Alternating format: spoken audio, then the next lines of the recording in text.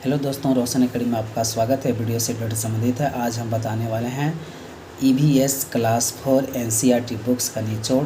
तो आपको जितने क्वेश्चंस बन रहे हैं VVI क्वेश्चन जो CTET के एग्ज़ाम को देखते हुए आप लोग को लगातार कराया जा रहा है, तो आप लोग इस वीडियो को शेयर करें अपने दोस्तों के पास। अगर आप मेरे चैनल पर नए हैं तो इस चैनल को सब्सक्राइब करें और बेल आइकन को दबा लें ताकि आपको सबसे पहले नोटिफिकेशन प्राप्त हो।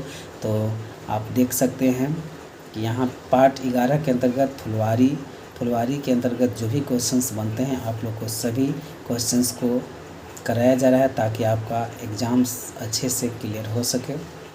तो चलिए हम बात करते हैं पहला प्रश्न पे।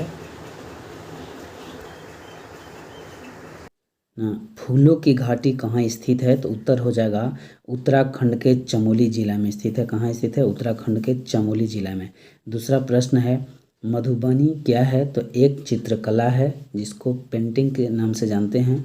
इसके बाद आगे देखेंगे प्रश्न संख्या तीसरा, मधुबनी जिला को मधुबनी क्यों कहा जाता है? तो उत्तर हो जाएगा बिहार में मधुबनी नाम का एक जिला है, उसी के नाम पर इसे मधुबनी पेंटिंग कहते हैं। मधुबनी पेंटिंग किससे बनती है? तो उत्तर हो जाएगा चावल के पाउडर में रंग मिलाकर।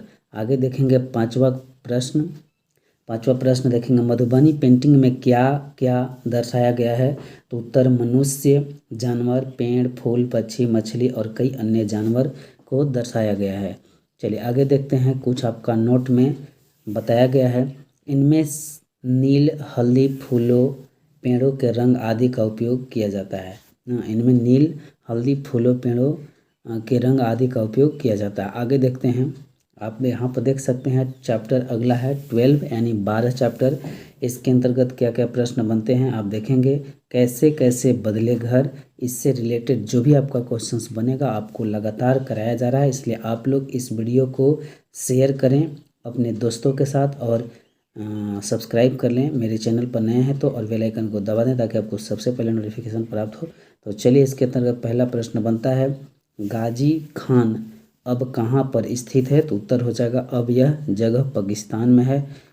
इसके बाद दूसरा क्वेश्चन देखेंगे, पहले लोग कच्चे घरों में दीवारों व फर्श पर गोबर व मिट्टी का लेप क्यों करते थे? तो उत्तर हो जाएगा क्योंकि गोबर मिलाने से मिट्टी में कीड़ा नहीं लगता था।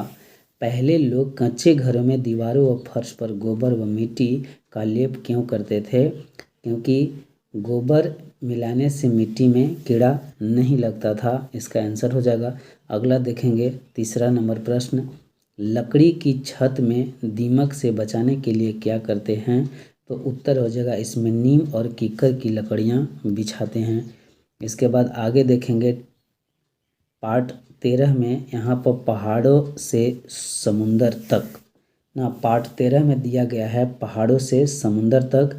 इसके अंतर्गत क्या क्या प्रश्न बनते हैं सभी प्रश्नों को हम कराने की लगातार कोशिश कर रहे हैं। जो मुख्य परीक्षा योग्य CTET में जो पूछे जाने योग्य प्रश्न है उसको बारी बारी से आपको निचोड़ के रूप में कराया जा रहा है। तो आप देखेंगे 13 पार्ट के अंतर्गत पहला प्रश्न, नदी का पानी गंदा कैसे होता है? तो उत्तर हो जाएगा कपड़े धोने, जानवरों को नहलाने और बर्तन धोने से।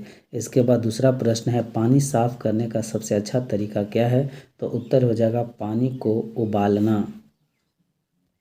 इसके बाद देखेंगे पार्ट 14 के अंतर्गत बसवां का खेत। इसके अंतर्गत क्या क्या प्रश्न बनते हैं सभी प्रश्नों को आप बारी बारी से देखेंगे। यहाँ पर देखेंगे पहला प्रश्न, बेलवनिका गांव कहाँ स्थित है? तो उत्तर हो जाएगा कर्नाटक में। यहाँ पर दूसरा प्रश्न देखेंगे, कुछ पौधे बिना बोए अपने आप ही उग आते हैं उसे क्या कहते हैं? तो खरपतवार या झाड़ी कहते हैं। आगे देखेंगे पार्ट 15 में मंडी से घर तक, इसके अंतर्गत क्या क्या प्रश्न बनते हैं सभी प्रश्नों को कराया जा रहा है। मंडी से घर तक यहाँ पर देखेंगे पहला प्रश्न, सब्जियों पर पानी क्यों छिड़कते रहते हैं? तो इसका उत्तर होगा जिससे कि वे सूख न जाए, ज़्यादातर गर्मी में छिड़कते हैं। दूसरा प्रश्न देखेंगे यहाँ पे, बाबूजी और भैया रात को कितने बजे सब्जी बेचकर घर आते हैं? तो उत्तर हो जाएगा 11 से 11:30 बजे तक।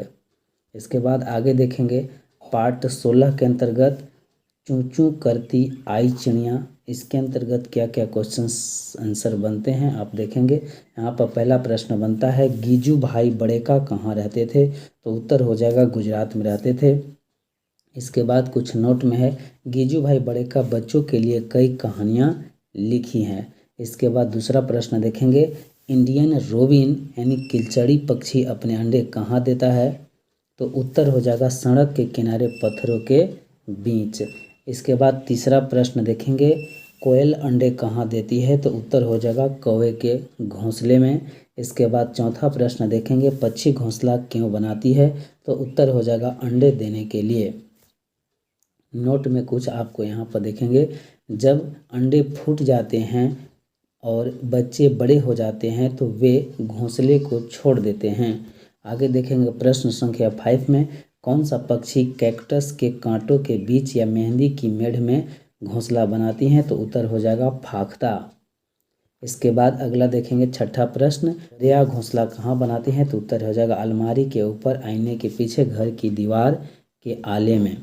इसके बाद आगे देखेंगे 7वां प्रश्न कबूतर घोंसला कहाँ बनाते हैं, पुराने मकान और खंडहरों में। इसके बाद देखेंगे 8वां प्रश्न बसंत गौरी गर्मियों में कैसी आवाज़ निकालते रहते हैं, तो टुक टुक का आवाज़ निकालते रहते हैं। इसके बाद आप प्रश्न संख्या 9 देखेंगे बसंत गौरी अंडे कहाँ देती है, उत्तर हो जाएगा पेड़ के तने में गहरा छेद बनाकर। इसके बाद अगला प्रश्न है 10 नंबर 10वां प्रश्न देखेंगे कौन सी चिड़िया पक्षी पत्तों की चोंच से सीकर उनके बीच घोंसला बनाती हैं, उत्तर हो जाएगा दार्जिलिंग चिड़िया। इसके बाद आगे देखेंगे प्रश्न 11 डाली पर लटका हुआ घोंसला कौन से पक्षी बनाता है, उत्तर हो जाएगा शक्कर खेरा।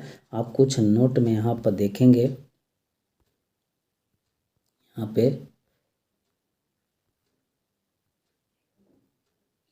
सभी नर बीवर अपने अपने घोंसले बनाते हैं, मादा बीवर उन सभी घोंसलों को देखती हैं, उनमें से जो सबसे अच्छा लगता है उसमें ही वह अंडे देती हैं। इसके बाद प्रश्न संख्या 12 देखेंगे 12 प्रश्न में क्या है मौका देखते ही अंडे कौन चुरा लेते हैं, तो उत्तर हो जाएगा कौवे गिलहरी बिल्ली और चूहे।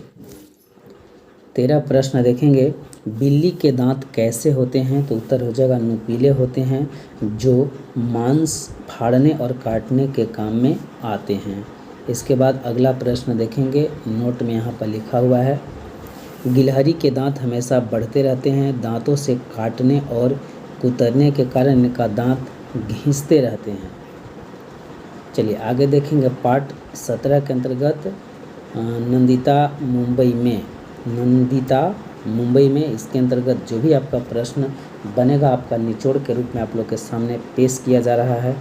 पहला प्रश्न देखेंगे नंदिता को गांव से मां को मुंबई क्यों लाना पड़ा, उत्तर हो जाएगा मुंबई इलाज कराने के लिए लाना पड़ा।